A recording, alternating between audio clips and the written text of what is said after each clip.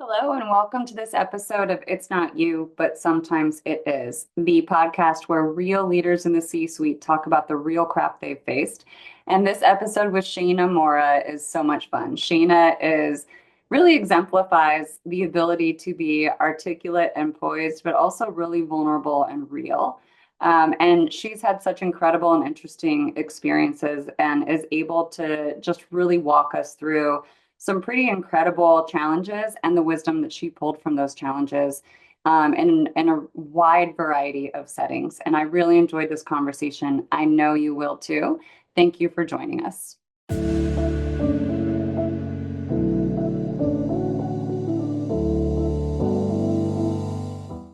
All right. Well, welcome everyone to this episode of It's Not You, but Sometimes It Is. And I am absolutely thrilled to invite Shayna Mora in this discussion. Shayna is we'll call a serial chief people officer in a fractional role or chief operating officer fractionally, has had a bunch of deep transformational interim roles. And so you have a really unique perspective to share with us. Thank you so much for being with us, Shayna.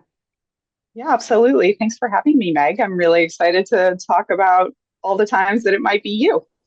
Yeah, awesome. So, can you give us a little bit of a background about how you ended up in this kind of unique role where you're coming in and out of companies in the C-suite?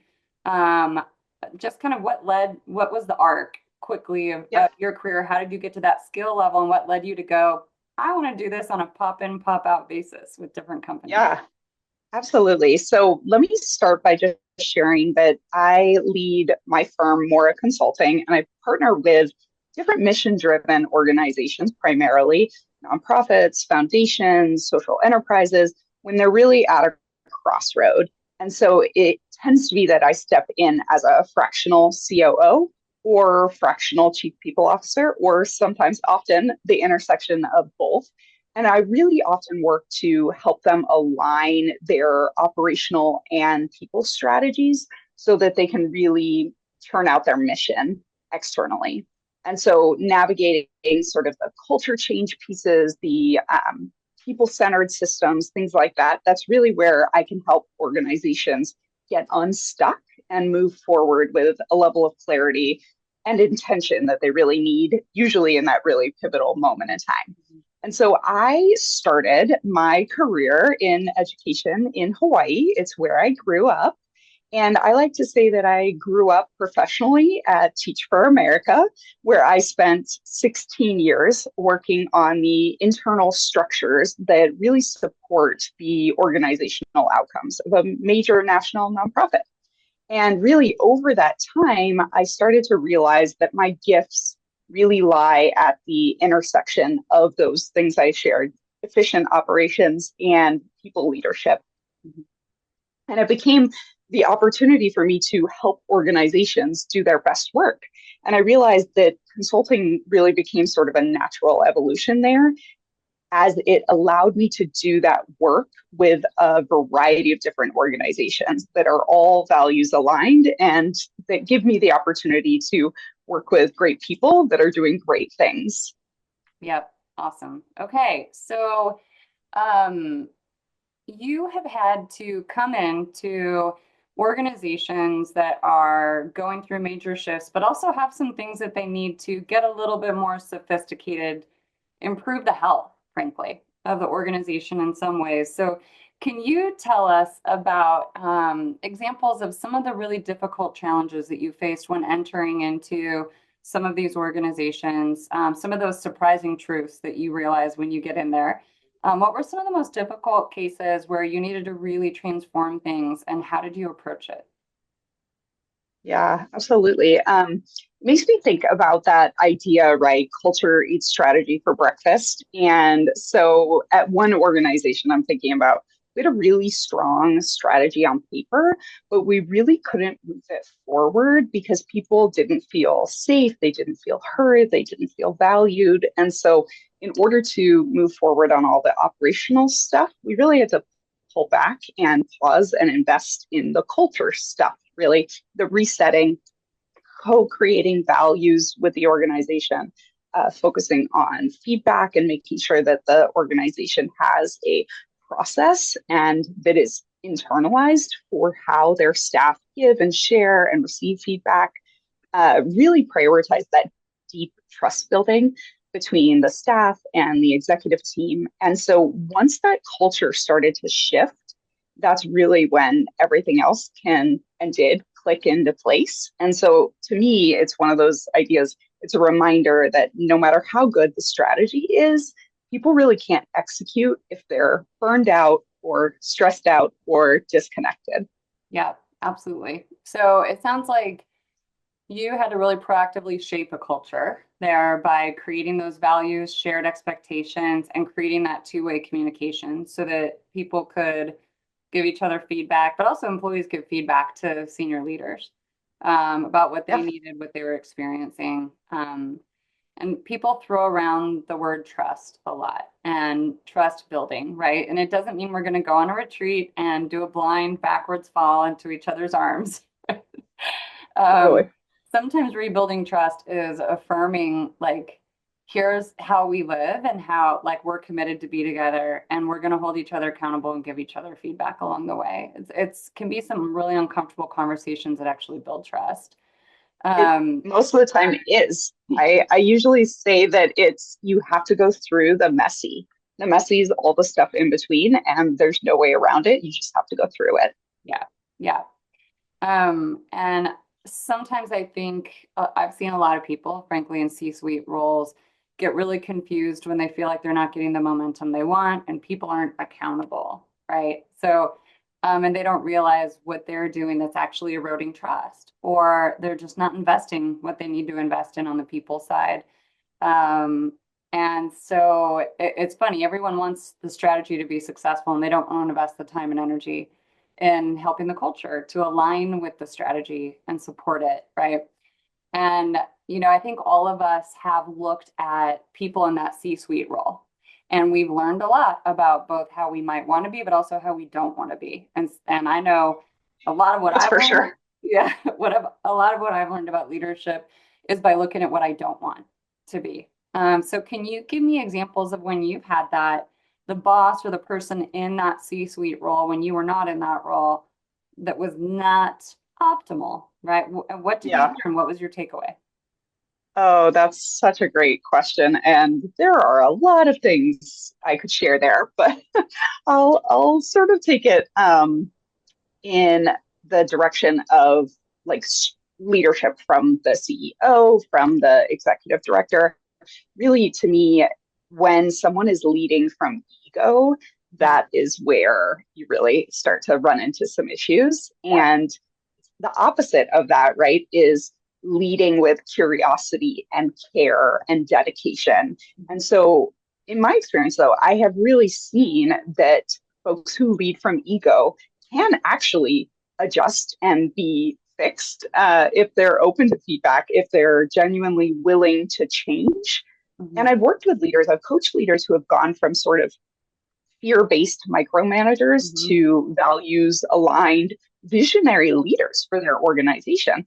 But really, it's because they did that inner work and it really moves the organization forward. And so when I think about my own leadership, I do a lot of reflecting Mhm. on how I show up in spaces and how I prepare and offer the opportunities for others to shine and for others to really fully live into their values and the leadership that I know they possess. So I want to lead from behind as much as I can. Yeah, I think people toss around the term ego and we think that it means, oh, you've got a big head or you're self-aggrandizing. That's not what ego means at all, right? That's what it can look like. But really, ego is that lower part of our personality where when we feel threatened, we slide into these old ways of being that are frankly kind of dysfunctional. And it takes a lot of self-awareness and reflection and also self-management and determination to change that behavior. And unfortunately, I think a lot of people don't want to step into that pain, but every time they do, it's so rewarding. Um, Oh yeah, it's again, you have to go through the messy. You have to do it with yourself. You have to do it with partners and people around you, your team, organizationally, and there is no way through it except through. yeah, And if you want people to live in the messy and go there, then you've got to go there yourself and demonstrate and pull everyone into the messy with you. Yeah. So, you have had the unique opportunity to come in and make some important shifts in the way, especially leadership team is operating, right? To be able to really move the Yep. needle with some goals and create a high performing team where there was one that was maybe okay, but with a little unnecessary friction. So, can you tell us about some of the challenges you faced in shifting a team to be high performing and managing and coaching them? Oh, love this. Because I think that the biggest thing it always comes down to is change. It's like managing change with people is so, so hard. And managing during a time of change, which is often where I come in because there's some sort of leadership transition or there's a moment where the organization doesn't have a pivotal role. And so when it's unclear, when it's uncomfortable, right, that those are the challenges for folks. And so I think that the best performing executive teams, C suite teams that I've worked with have really been able to understand that when the team looks to you for certainty, you may not have that. And all you can do is provide direction, not necessarily answers. And knowing the distinction between that is really, I think, what sets apart a really high performing team where they can lead with that level of inclusion. They can lead with a directionality, knowing that they're not going to have every answer and every example for everyone, but naming that uncertainty and then staying consistent with the values, with the outcomes, even as they are evolving. It's really what builds trust. And the broader team cannot function at its highest level unless the folks on the ground doing the important work really trust the executive team. And, yeah, sometimes you just have to do it messy. And it means like bringing people in through the process with you every step of the way. Right. But that's incredibly hard to do. That takes a lot of vulnerability and a lack Oh, of yeah. ego to be able to say, I'm not sure, I don't have all the answers, but here's the direction we're going, and I'm sure about that. Right. And Yep. I'm actually going to bring you in and I want your ideas. It's incredibly hard to do. And I think a lot of us, maybe Gen Xers, we were led by people who had a very traditional top-down approach where they set the goals, Oh, yeah. they put out the fires, they had all the answers. And the result of that is people feel disengaged. Like, oh, well, Shayna's just Yep. going to come in and give us all the answers, right? And I may or may not Yeah. trust And the judgment. it builds connection and trust and relationship when you can admit you don't have all the answers and you are relying on the partnership of the folks on the ground to build the direction forward with you. Yeah, yeah. So, this kind of leads me to a question I love asking about just explicitly bad bosses, right? We've touched on it, bad executives, but just bad bosses in general, and getting stuck in their ego. And I can tell you believe they're fixable, right? But Yeah, what are yeah. some of the behaviors that tell you this boss is being driven by their ego, this manager, right? Mm, And how do you coach them out of it? yeah, another really good question. I'm thinking about those sort of common threads around working with leaders who make decisions behind closed doors. That's a big ego moment where if you are not trusting your team, there's something going on there that you've really got to dig into. And it creates a lot of unknown. It creates a lot of silos for people in the work. And then, the flip side of that is understanding the real value of transparency, not just sharing those outcomes, but bringing people into the process, as we've talked about, right? And supporting leaders and organizations to err on the side of over communication, make space for others to be able to contribute.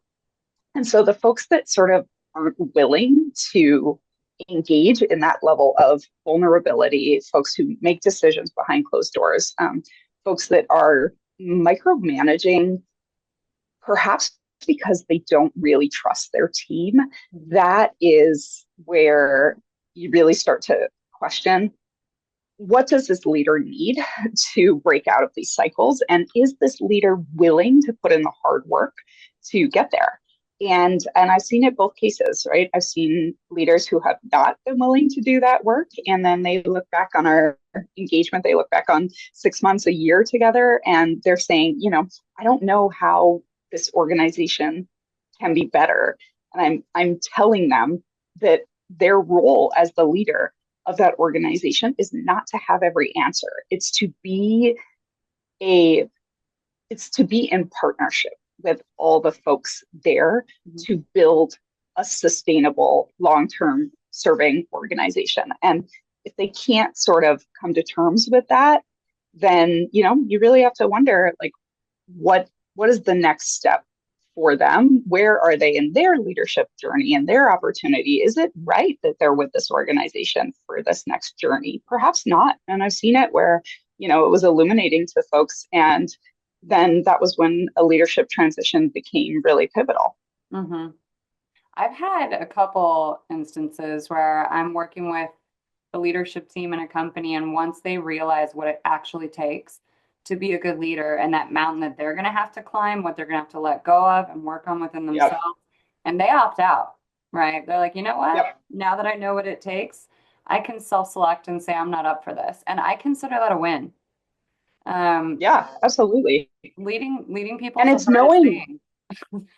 Totally. And knowing when to bow out is like a real skill, a real gift. And or having people that you can partner with to figure out when the right opportunity is for transition and what it looks like to then, build a sustainable bench and make sure that you're leaving your organization in the right hands as you move forward. Yeah. All of that is important. And, we expect that you play sports, you have a coach. We expect that in all these other areas of life, you get advocacy from someone and partnership from someone. And yet we somehow hold leadership at this pedestal where they don't have to ask anybody, they don't have to rely on feedback or support from anyone.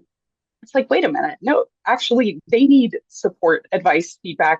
They need a sounding board, perhaps more than anyone, because they're leading organizations. And if they're not doing it with multiple perspectives being brought to them, then they're missing a real opportunity. Yeah, absolutely. So, um, you obviously sound very wise, Shayna, but I am sure at some point in the arc of your career, when you've hit that adversity, you've had a hard time, you've looked back and said, you know what, I think I was my own worst enemy in that case, where you were in a battle with a personality trait, an intensity, a lack of skill, an old mindset. So when is an example of that for you when you were really in a battle with yourself? What did you learn and carry forward from that experience? When are you not in a battle with yourself? I think is the real question. If I have to pin it down, I would say, I mean, it follows the thread of what we've been talking about, right? I at my When I was in my younger career days, I thought that I needed to be the most competent person in the room to be able to prove my worth, especially I would say, right, as a woman in leadership. That was always hanging in the back of my head, especially sitting in a boardroom with males. And yet, right, that mindset really kept me in overdrive and did not allow me to make space for others and the leadership that they could bring. And that it's that connecting thread where I realized that leading from behind is the real value and the real gift, to be able to leverage all the really smart people I have in a room to be able to bring them together. I don't have to be the smartest person in the room because I have a team together that is going to be a million times smarter than just one person can be. And so redefining my leadership as, creating space for others with others, not just solving problems. It was really transformative for me. Yeah, yeah. I had a mentor once tell me, Meg, you're all excited about the change and the vision and where we're going.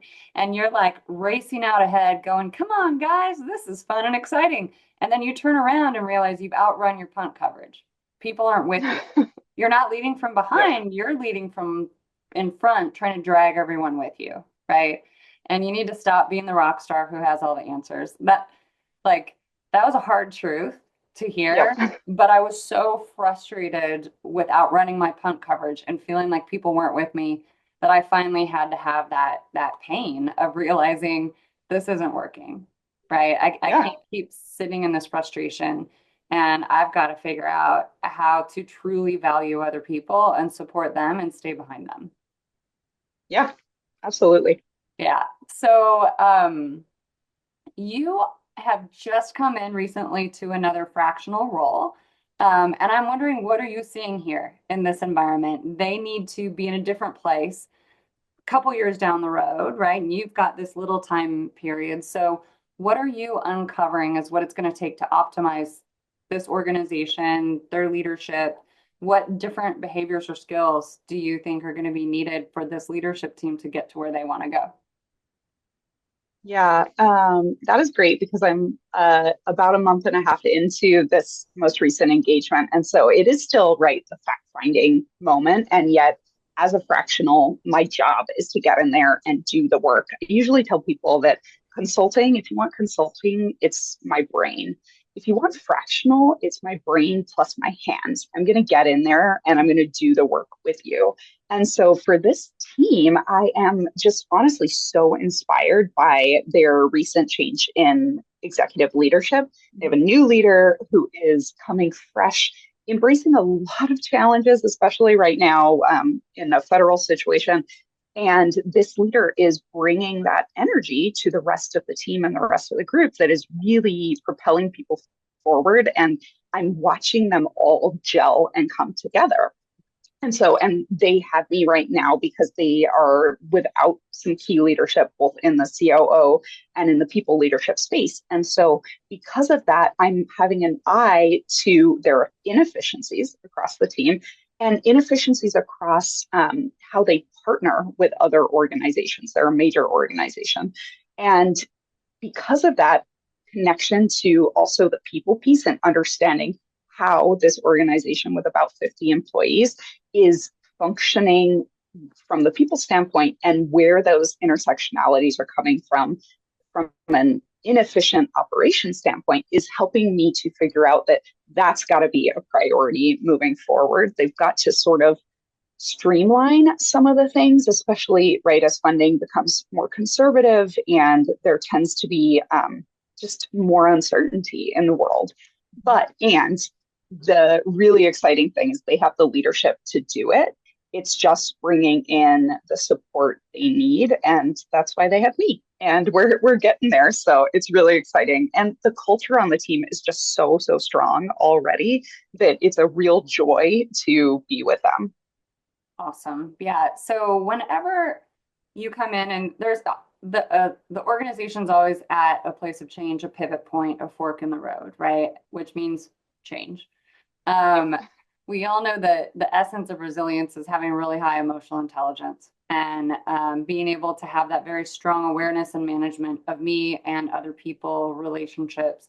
And it sounds like you're in this team right here has that resilience. And they just need to hone their focus on systems efficiencies and getting honestly, a little self-disciplined about the way they're running Yeah. the business. And it's usually one or the other, you know?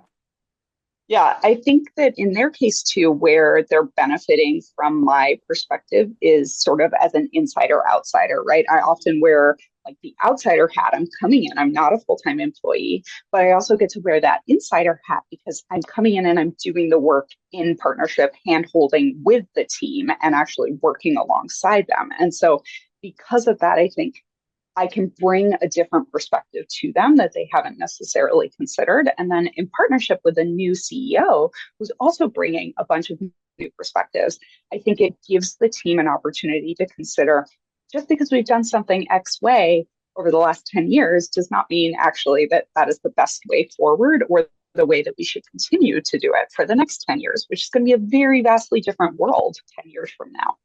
Yeah, yeah. That fresh perspective is really invaluable sometimes. Yeah. So, Shayna, you are probably if you're like me, you're probably more successful than you thought you were going to be. I feel like I had this kind of It's limited true. vision, right, for what I was Yes. going to be doing. Then all of a sudden I was in all these like more and more senior leadership roles and had all this responsibility. And I wish I could go back in time and talk to me 10 to 15 years ago. So what if you had that opportunity to go back in time and give Shayna 10 to 15 years ago some advice? What advice would you give yourself? Love this as well. And you're so right. And I think, I don't know, I think sometimes it comes from, just being young in the work when I started my career like nearly 2 decades ago. Um, and I think also, right, always the woman perspective is here. Like, how am I showing up for how I want to be my best self and as a woman in this work? And so if I had to think back, I would probably tell myself I would wish that I knew where I would be now. And so the advice would be soak it all up, like everything, every experience, every challenge, every win, every really awkward meeting. It is all positioning me, teaching me something, and it's going to pay off later. And I don't know what that's going to look like, but 20 years from now, like I will wish that I didn't rush through it all and that I embraced those seasons in life professionally where understanding that just every moment has something to offer me in the future and trust that it's really building the leader and the person that I want to be and that I am becoming and constantly evolving into. I also, as like a 39-year-old mother of a 9-year-old working parent, all that stuff, I would tell myself, like, take every nap opportunity that comes your way. It's just like it's pre-recharging you for the wonderful, chaotic life ahead. But you've got to get rest along the way. Yeah, yeah. Brilliant. Shayna, thank you so much. This has been such a pleasure to have you. Thanks for sharing your wisdom in a very authentic way. It's been a pleasure. Thank you so much, Meg.